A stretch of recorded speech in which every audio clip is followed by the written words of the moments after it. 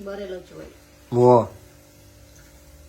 હવે કાસા આવે ને તો આમ ગાય ઊભી છે નાખી દેજો એટલે બીજા નવા ભજીયા આપી તમને. લે એ 100 ગ્રામ ભજીયા જાજા નથી, 100 ગ્રામ જ છે ને. આ જો એક રહી ગયું ઓલું બડબડ બડબડ થાય છે. ઈ કુન્યા કેમ લોટ બાંધે ને ઈ જ ખબર નથી પડતી. ત્યાંમાં તીખાન ભૂકી નાખી, નહીં તીખાન ભૂકી નાખી ને બહુ મજા. હા જેતપુર વાળા બધા બહુ બનાવે. ઈ નથી હવે આ અલગ થી છે.